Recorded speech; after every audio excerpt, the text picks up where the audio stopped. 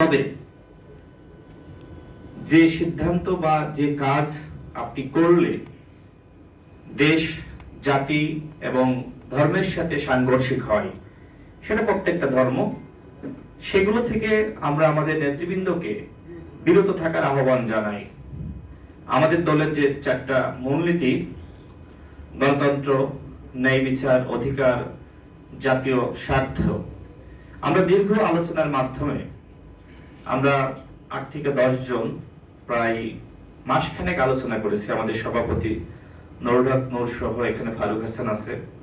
আমরা নিজেরাই মূলত আলোচনার মাধ্যমে এই চারটা মূলনীতিকে আমাদের দলের পাঠাতন হিসেবে গ্রহণ করেছি। অর্থাৎ আমরা সমাজে গণতন্ত্র, ন্যায় বিচার এবং মানুষের অধিকার, মর্যাদা এবং দেশের জনগণের যে স্বার্থ, সেটা আমরা প্রতিষ্ঠা করতে চাই। কিন্তু আমরা অতীতে দেখেছি যে এই বাংলাদেশে যারা ক্ষমতাসীন ছিলেন, তারা যতটা না জনগণের স্বার্থকে প্রাধান্য দিয়েছে, তার থেকে বেশি বহির্বিশ্বের স্বার্থ, কখনো আমেরিকা, কখনো যুক্তরাজ্য, কখনো ভারত, কখনো পাকিস্তান, বিভিন্ন দেশের স্বার্থকে প্রাধান্য দিয়েছে। আর আমাদের দল গণ অধিকার পরিষদ মনে করে সবার আগে বাংলাদেশ, আমাদের জনগণের স্বার্থকে প্রাধান্য দিতে হবে। আমাদের যে উত্থান, সেটি মূলত মানুষের অধিকার প্রতিষ্ঠার আন্দোলনের মাধ্যমে। বাংলাদেশে যে তরুণরা রাজনৈতিক দল গঠন করার ইতিহাস, সেটা বাংলাদেশে সর্বপ্রথম আমরাই সৃষ্টি করেছি। হ্যাঁ, জাসদ তরুণদের সমন্বয়ে গঠিত, কিন্তু সেখানে যারা সিনিয়র লিডারশিপ তারাও ছিলেন। বাংলাদেশে আমরা যারা 2018 সালে কোটা সংস্কার আন্দোলন করেছি, পরবর্তীতে অনেকের পরামর্শে আমরা দল গঠন করি। আমাদের দল হাসিনা রেজিমে কতটুকু করতে পেরেছে সেটা আপনারা সবাই জানেন।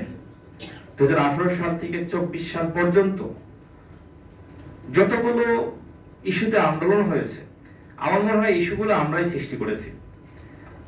বাংলাদেশে মোদির আগমন বিরোধী আন্দোলন শুধুমাত্র একটি আন্দোলন ছিল না। ভারতীয় যে আধিপত্যবাদ, সেটার বিরুদ্ধে আমরা বাংলাদেশে সর্বপ্রথম আমরা আন্দোলন তুলেছি, প্রতিবাদ করেছি।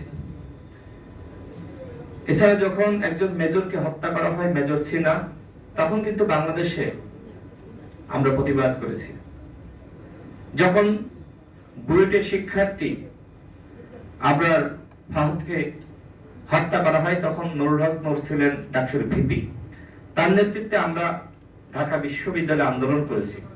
ছাত্রলীগের বিরুদ্ধে শিক্ষার্থীদেরকে কথা বলার জন্য যে জাগ্রত করা, তাদেরকে প্রতিবাদী করে তোলা, ছাত্রলীগের বিরুদ্ধে কথা বলা যায়, গণরুম গেস্টরুমের বিরুদ্ধে কথা বলা যায়, সেটা কিন্তু শিক্ষার্থীদেরকে সেই সাহসটা আমরা জুগিয়েছি। যখন এনআরসি এবং সিএএ বিরোধী আন্দোলন ভারতে যখন হয়, তখন ঢাকা বিশ্ববিদ্যালয়ে ডাকসুর ভিপি নুরুল হক নূরের নেতৃত্বে আমরা দাঁড়িয়েছি। সংখ্যাটা খুব বেশি ছিল না, 10 থেকে 12 জন, কখনো বা 20 জন। আমার মনে আছে যখন আমরা কোটা সংস্কার আন্দোলন করি, তখন হাজার হাজার লাখ লাখ শিক্ষার্থী আমাদের সাথে। আবার কখনো মাত্র 12 জন রাজু ভাস্কর্যে আমরা দাঁড়িয়েছি, ছাত্রলীগের 3 থেকে 400 জন। তারা আমাদেরকে মানে এক প্রকার বন্দী করে রেখেছে, বের হতে দিবে না। কিন্তু আমরা জীবনের মায়াকে তোয়াক্কা না করে আমরা তখন কিন্তু মিছিল করেছি। আমরা সবসময় স্বপ্ন দেখতাম যে হাসিনার পতন হবে, যে কারণে আমরা অল্প সংখ্যক শিক্ষার্থী হলেও আমরা লাগাতার রাজপথে থেকেছি। আজকের বাংলাদেশে যে পরিবর্তন হয়েছে, এই পরিবর্তন করার পিছনে গণ অধিকার পরিষদ তথা ছাত্র অধিকার পরিষদ বা যুব অধিকার পরিষদের যে ভূমিকা, হয়তো অনেকে নানান কারণে স্বীকার করতে চায় না। কিন্তু যে প্রজন্ম বলা শুরু করেছিল আই হেট পলিটিক্স, সেই প্রজন্মকে আই লাভ পলিটিক্স শিখিয়েছে ছাত্র অধিকার পরিষদ। আজকে যারা ছাত্র উপদেষ্টা, বিশেষ করে আসিফ মাহমুদ, তিনি যখন প্রথম বর্ষের শিক্ষার্থী ছিলেন তখন তিনি নববর্ষের সে সময় ডাকসুর ভিপি আমাদের যে রাজনৈতিক কার্যক্রম সেই কার্যক্রমে তিনি আসতেন। তখন থেকে তিনি প্রতিবাদ মুখর ছিলেন। আমরা তাকে তার প্রতিবাদী চেতনাকে জাগ্রত করার জন্য আমাদের জায়গা থেকে যা করার আমরা করেছি। নাহিদ ইসলাম তিনি আমাদের সাথে ডাকসু নির্বাচন করেছেন। এখন যে এনসিপি গঠিত হয়েছে সেখানে আক্তার হোসেন তিনিও একসময় আমাদের সাথে ডাকসু নির্বাচন করেছেন, একসাথে আমরা রাজনীতি করেছি। অর্থাৎ হয়তো তারা ভিন্ন প্ল্যাটফর্মে রয়েছে, আমরা হয়তো ভিন্ন প্ল্যাটফর্মে রয়েছি, কিন্তু বাংলাদেশের পরিবর্তনে আমরা একসাথে লড়াই করেছি। অর্থাৎ এই যে পরিবর্তিত পরিস্থিতিতে আজকে আমরা কথা বলছি, এই পরিস্থিতি তৈরি করার জন্য আমরা সবাই ভূমিকা রেখেছি একসাথে।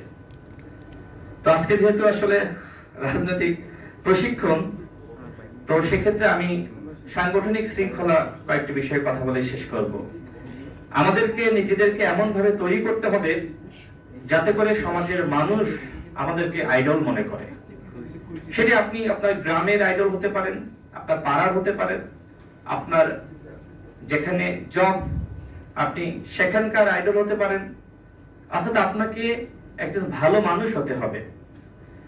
সেই ভালো মানুষ হওয়ার জন্য আমার কাছে মনে হয় যে হ্যাঁ, এখান থেকে আপনি হয়তো অনেক কিছু শিখতে পারবেন, জানতে পারবেন, ইতিহাস সম্পর্কে আপনি বুঝতে পারবেন, কিন্তু নিজেকে কিন্তু নিজেই তৈরি করতে হবে। আপনাকে কেউ কোনোভাবেই তৈরি করে দিতে পারবে না। সুতরাং নিজের যে পরিবর্তন, সেই পরিবর্তনের জন্য নিজেকে অনেক বেশি ধ্যান করতে হবে, অনেক বেশি কাজ করতে হবে। আর যারা রাজনীতি করেন তাদের মধ্যে অনেক পরিবর্তন দরকার। আমাদের এই ঘুণে ধরা সমাজ